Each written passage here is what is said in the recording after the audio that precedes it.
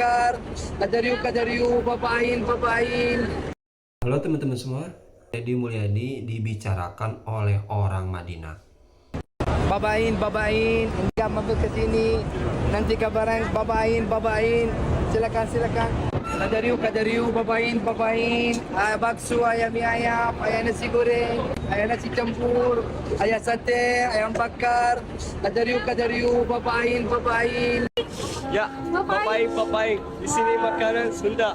Ada bakso, mie ayam, nasi goreng, mie goreng, nasi campur, ada soto daging, soto ayam, ada mie ayam bakso, ada bakso mercon, ada. Kadario. Kadario. Ini di Ada mana? chicken. Di mana? Ini di Bandung atau di mana ini? Madinah. Oh, di Madinah. Di Madinah, Biasa. restoran Sunda. Biasa bahasa Sunda biasa. Biasa. Ayam bakar ada, kutil goreng, mie goreng, semua. Dan ternyata pakaian apa yang selalu digunakan Angkat Forkopimda Provinsi Jawa Barat. Pertama saya mohon maaf terlambat Pak. Pagi tadi saya mendamaikan dulu guru dan orang tua siswa yang berselisih karena anaknya ditampar. Hari ini saya membuat surat edaran pada para guru, kalau anaknya nakal itu cukup diberi hukuman yang mendidik. Bersihin halaman, toilet, kemudian ngecat tembok, bersihin kaca, ngurus sampah. Tidak boleh hukuman fisik karena seringkali beresiko, aspek hukumnya memang diatur undang-undangnya. Kemudian yang kedua, di Jawa Barat itu sebenarnya sudah ada 200 pengacara yang mendampingi guru SMA dan SMK. Kebetulan yang berselisihnya SMP, kewenangannya bupati. Kemudian yang ketiga, sudah ada surat pernyataan dari seluruh orang tua siswa, manakala anaknya tidak mau mengikuti pendidikan kedisiplinan di sekolah, tidak mau menerima sanksi di sekolah, maka anaknya dikembalikan ke orang tua siswanya. Ini cara kami untuk merubah cara berpikir. Yang kedua, kami sampaikan juga, di tengah-tengah kita menghadapi menurunnya daya dukung fiskal pemerintah Provinsi Jawa Barat yang kita kehilangan 2,5 triliun, pemerintah Provinsi Jawa Barat pada tahun ini juga itu memberikan asuransi ketenaga kerjaan pada 1 juta orang tenaga informal.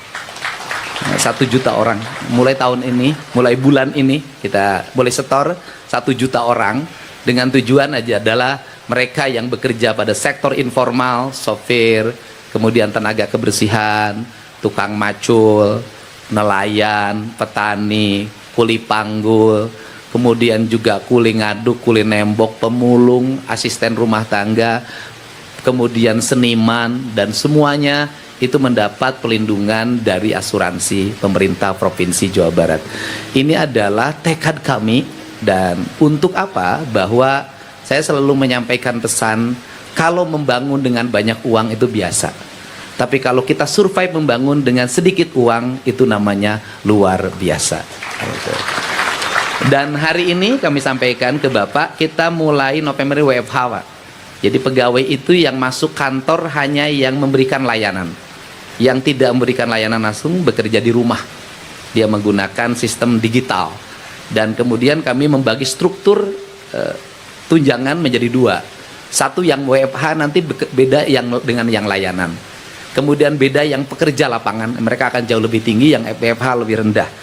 Ini adalah bagian dari efisiensi pengelolaan keuangan pemerintah Provinsi Jawa Barat, di mana kami memangkas hampir 75% dana rutin pemerintah provinsi. Dan kami arahkan untuk membangun infrastruktur. Jalan harus selesai pada 2 tahun, karena jalannya naik loncat Pak, dari 400 menjadi 4 triliun. Kemudian irigasi naik loncat, biasanya hanya 0, sekarang 500. Jaringan listrik loncat, biasanya 0, sekarang hampir 500 miliar per tahun. Pemasangan PJU dulu paling hanya 20, kini menyentuh angka 1 triliun. Sekolah-sekolah dulu rehab segala macam 0, sekarang hampir mencapai 1 triliun. Kami ingin ngebut dalam waktu 2027 seluruh infrastruktur dasar Provinsi Jawa Barat sudah selesai. 2028 kami udah ngomong kemarin dengan Direktur Utama PT KAI, kami ingin menyambungkan kereta yang agak sedikit lebih kenceng, ya, Agro Parahyangan dari Jakarta ke Bandung, pengen waktu tempuhnya 1,5 jam sampai 1 jam. Dan nanti terkoneksi sampai Banjar. sampai Pangandaran. Nanti juga ada kereta yang mengangkut hasil panen dari Tasik sampai Jakarta. Nanti ada gerbong khusus di mana bawa kambing boleh naik kereta dengan gerbong khusus, tidak bareng dengan yang lain. Kemudian ngangkut padi nanti dari Cirebon, kami ingin melalui stasiun-stasiun, dan saya sudah memberi 3 nama di situ. Kereta yang ngangkut hasil pertanian namanya Tani Mukti. Kemudian yang nanti kereta yang disebut kereta yang menghubungkan dari Jakarta sampai Banjar yang waktunya lebih cepat, itu namanya Kilat Pajajaran. Kemudian nanti ada kereta wisata di bulan Desember awal dari Jakarta sampai Cianjur, itu namanya Jaka Lalana. Karena Jaka itu laki-laki kerjanya keliling. Lalana. Ya. Kalau Mas Menteri Menko namanya Joko Lelono. Nah, kalau orang Betawi Jeke Lelene. Ini adalah ikhtiar-ikhtiar kami, dan konsep layanan seperti ini kami berlangsung seminggu 2 kali, Pak. Keliling Jawa Barat, dan sekarang hampir selesai. Tinggal satu lagi kota Cirebon. Biasanya siangnya kita memberikan layanan seperti ini, malamnya ada pagelaran seni yang hadirnya rata-rata 30.000 orang. Dan kemudian dari situ lahirlah ekonomi berputar, karena ekosistem ekonominya jalan, pedagang iket, kaos dan sejenisnya. Dan yang menarik Pak, di Jawa Barat kaos gubernur tuh dibeli Pak laku 50.000 harganya. Jadi tidak banyak, ada kantornya itu, biar konternya dan rame. Saya punya tempat Pak di tempat tinggal saya di Subang, namanya Lembur Pakuan. Tingkat kunjungannya dalam setiap minggu mencapai 30.000 orang, Pak. Itu ada pagelaran seni segala macam di situ, UMKM hidup. Penghasilan tukang satenya Sabtu Minggu itu 100 juta. Dan ini siklus, dan saya sudah minta kepada para kepala daerah untuk membuat satu-satu desa saja tiap daerah yang ditata, membuat siklus ekonomi dan berjalan. Dan ini adalah harapan kita, karena Jawa Barat itu daerah yang memiliki 2 kualitas. Kalau datang ke Jabar itu 2 yang akan dirasakan, ngeunah dahar tibrah hees. Itu. Jadi orang Sunda itu prinsipnya ngeunah dahar tibrah hees. Makanya Jawa Barat itu, ke Jawa Barat cari apa? Cari makanan dan cari tempat penginapan yang bisa membuat tidur nyenyak. Kedepannya saya sudah meminta kepada Bupati Wali Kota, karena hotel itu bukan kewenangan kita, kewenangan Bupati Wali Kota. Coba kita belajarlah dari Bali. Hotel-hotel itu berpakaian baju khas daerahnya masing-masing. Kemudian seniman-seniman tuh di hotel, tukang gambang itu kan gambang Bali itu bagus. Itu kan gambang itu menjadi hal yang wajib di hotel-hotel bintang. Kaca pisuling menjadi hal yang wajib. Ini siklus ini akan membangun sistem pariwisata, karena kebudayaan itu nih Pak Profesor Fadlizon, mohon maaf kalau saya berlebihan, itu menurut saya ada 4 hal. Yang pertama, orang Sunda mah gini, nu kadele, nu karenge, nu karasa, nu karampa. Apa itu artinya? Seni itu akan melahirkan enak didengar, indah dilihat, kemudian nyaman dirasa, dan kemudian juga membuat kita bahagia. Rumusnya cuma satu, saya belajar betul tuh. Kenapa orang ingat ke Bali terus? Karena apa? Karena di Bali itu ada 3 hal yang terjadi. Pertama adalah ada gamelan yang tidak pernah berhenti. Yang kedua, ada desain arsitektur yang seragam, punya karakter Bali. Yang ketiga, ada buhur, ada ratus yang dibakar. Dan itu terjadi di Mekah. Ya, kalau orang pergi ke Mekah, buhurnya itu sama. Cuman bedanya, orang Sunda bakar kemenyan itu dianggap haram. Orang Mekah tiap hari bakar kemenyan di depan tokonya, yang disebut dengan buhur. Ini adalah stereotip peradaban yang harus kita selesaikan. Nggak boleh lagi begitu. Jadi nanti kalau di gedung sate bakar kemenyan, bukan saya ngundang jurig, justru saya ngusir jurig. Jurig apa? Virus, bakteri jahat suruh pergi. Yang datang adalah bakteri yang baik. Gitu. Nah ini yang harus dilakukan. Dan kemudian kemenyannya harus kemenyan pilihan. Kemenyan yang terbaik itu ada di Sumatera Utara, dari pohonnya langsung, warnanya putih. Makanya kata orang Sunda, kalau hidup bahagia itu begini kalimatnya, asa karagragan menyan bodas. Itu kalimatnya, artinya menyan terbaik itu bodas. Orang Arab tuh pakai buhur, itu juga sama. Nah kita ini agak aneh-aneh. Yang tidak boleh itu bakar menyan yang murah, bau. Nanti jin yang datangnya itu jin yang sakit gitu. Nah ini penting Pak, ini penting karena bagaimanapun kita harus punya cara untuk bangun tren. Sehingga hari ini Pemda Jabar mulai menetapkan desain-desain arsitek. Gapuranya seperti ini, mulai pagarnya seperti ini. Nanti akan terus kami lakukan. Dan perlu disampaikan, saat dulu saya melarang studi tour, semua orang demonstrasi ke saya di sini, Pak Kapolda. Kemudian alasannya apa? Akan membunuh pariwisata.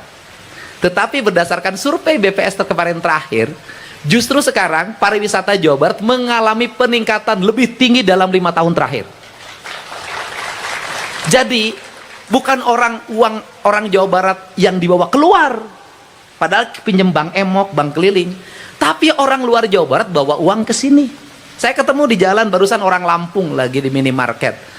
Itu dari mana? Lampung. Setiap hari orang datang ke sini dan ini harus terus dijaga. Dijaga bagaimana kita menata lingkungan, kebersihan, dan saya minta Pak Sekda, gak ada masalah. Para pegawai pun menurut saya harus mulai memakai baju-baju yang memiliki implikasi kepariwisataan. Kalau hanya pakai baju yang sekarang tidak akan menarik. Tapi kalau para pegawai Pemda pakai kebaya, laki-lakinya pakai baju yang punya implikasi kepariwisataan, pasti akan minat. Kalau gedung-gedungnya ditata memiliki implikasi kebudayaan, pasti orang datang. Kan jadi pusat wisata tidak usah ke hotel saja. Gedung kantor, sekolah itu akan menjadi pusat kepariwisataan. Terakhir saya pesan pada seniman. Beda antara baju Cina, baju Betawi dengan baju kayak khas Sunda, itu beda. Jadi penari Jaipongan tadi saya lihat itu rame banget. Nih Pak Ketua, yang Sunda itu nggak rame. Jadi satu aja, satu clear. Ini tadi ditumpuk-tumpuk, nanti orang bingung. Ya teh penari Sunda atau penari Betawi? Walaupun Betawi adalah Jawa Barat, Sunda juga sebenarnya. Tetapi ada khas, gitu ya. Jadi coba orang Sunda ulah kababawa. Udah, kita punya khasnya masing-masing. Ini Betawi. Jadi kita bisa membedakan. Ini penari Betawi. Ini penari Jaipongan. Ini tari dari Cirebonan. Jadi semuanya punya identity. Identity itu akan membangun karakter. Karakter itu akan melahirkan nilai. Yang nilai itu akan melahirkan market atau pasar. Jadi saya tinggal kuat bingung nah penari Jaipongan kuat numpuk di bajuna. Ini Pak, jadi ada lamban. Dan sekarang Pemda Jawa Barat mengidentifikasi khas Jawa Barat, yaitu satu mahkota binokasi, yang kedua adalah mega mendung. Dan sebentar lagi Jawa Barat tidak akan mega mendung, yang ada adalah langit yang terang, tidak mendung lagi. Terima kasih. Wallahu muwaffiq ila aqwamit thoriq. Assalamualaikum warahmatullahi wabarakatuh. Sampurasun. Ini siklus ini akan membangun sistem pariwisata, karena kebudayaan itu nih Pak Profesor Fadlizon, mohon maaf kalau saya berlebihan, itu menurut saya ada 4 hal. Yang pertama, orang Sunda mah gini, nukadeule, nukarenge, nukarasa, nukarampa. Apa itu artinya? Seni itu akan melahirkan enak didengar, indah dilihat, kemudian nyaman dirasa, dan kemudian juga membuat kita bahagia. Rumusnya cuma satu, saya belajar betul tuh. Kenapa orang ingat ke Bali terus? Karena apa? Karena di Bali itu ada 3 hal yang terjadi. Pertama adalah ada gamelan yang tidak pernah berhenti. Yang kedua ada desain arsitektur yang seragam, punya karakter Bali. Yang ketiga ada buhur, ada ratus yang dibakar. Dan itu terjadi di Mekah. Ya kalau orang pergi ke Mekah, buhurnya itu sama. Cuman bedanya orang Sunda bakar kemenyan itu dianggap haram. Orang Mekah tiap hari bakar kemenyan di depan tokonya, yang disebut dengan buhur. Ini adalah stereotip peradaban yang harus kita selesaikan. Nggak boleh lagi begitu. Jadi nanti kalau di gedung sate bakar kemenyan, bukan saya ngundang jurig. Justru saya ngusir jurig. Jurig apa? Virus, bakteri jahat suruh pergi. Yang datang adalah bakteri yang baik. Gitu. Nah ini yang harus dilakukan. Dan kemudian kemenyannya harus kemenyan pilihan. Kemenyan yang terbaik itu. Oke teman-teman semua, itu dia tadi pidato dari Kang Deddy Mulyadi ya, yang mana padahal tadi datangnya telat ya teman-teman, tapi ya orang menyimak dengan baik teman-teman ya. Berbicara tentang pariwisata di Jawa Barat, dan ya guru ketika ada siswanya yang nakal jangan langsung dihukum, jangan langsung main fisik ya teman-teman. Jadi harus di misalnya kasih tugas piket seperti itu ya teman-teman. Dan tadi pun ya Kang Deddy sempat dibicarakan oleh orang luar teman-teman ya, di Madinah. Di situ para pedagang orang Madinah ya menggunakan bahasa Sunda, menggunakan pakaian adat Sunda ya, sampai sebut Bapak Aing, kadarieu Bapak Aing cenah ya teman-teman. Agak lucu juga ya teman-teman, tapi ya mantep ya teman-teman, sampai ke Madinah ya Kang Deddy Mulyadi viralnya. Ini luar biasa ya teman-teman ya, power Kang Deddy luar biasa ya teman-teman ya. Semoga ada dari Jawa Barat nih bisa ciri khasnya ke internasional, amin ya rabbal alamin. Oke, itu dari video kali ini. Terima kasih. Assalamualaikum warahmatullahi wabarakatuh.